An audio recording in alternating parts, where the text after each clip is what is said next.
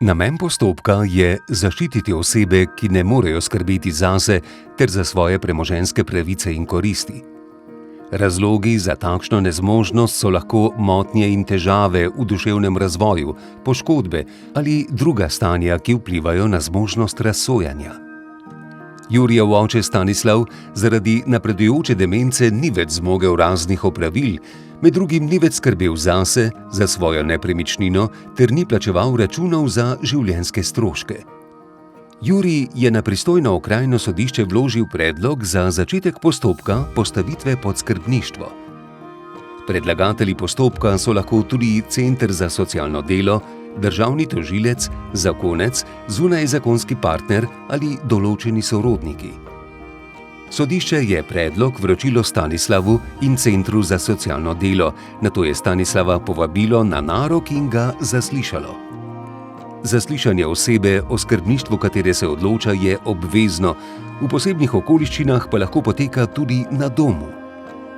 Pridobitev izvedenskega mnenja je obvezni del postopka, zato je sodišče sodnemu izvedencu medicinske stroke naložilo njegovo izdelavo.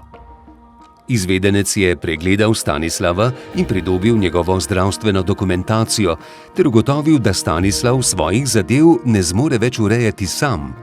Mnenje je poslal sodišču, to pa Juriju, Stanislavu in Centru za socialno delo. V postopku nato Center za socialno delo predlaga primernega kandidata za skrbnika ali pripravi mnenje o predlaganem skrbniku.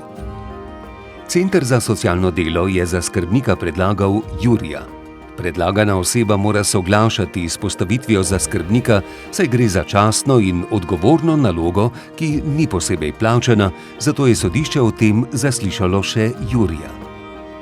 S sklepom je sodišče odločilo, da Stanislav potrebuje pomoč in zaščito skrbnika pri upravljanju celotnega premoženja, predvsem pri plačevanju življenjskih stroškov ter pri začetku postopka za namestitev v ustrezno oskrbo.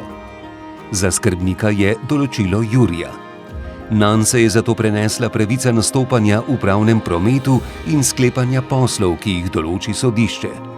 O izvajanju nalog skrbnika bo moral Jurij enkrat letno poročati Centru za socialno delo. Stroške postopka je sodišče naložilo v plačilo Stanislavu.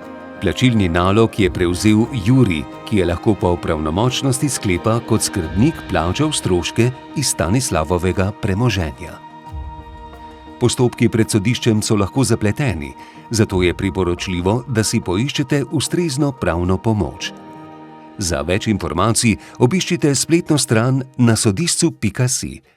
Vsebine animacij ne predstavljajo pravnega nasveta ali stališča sodstva in nimajo pravnih posledic, temveč so le informativne narave.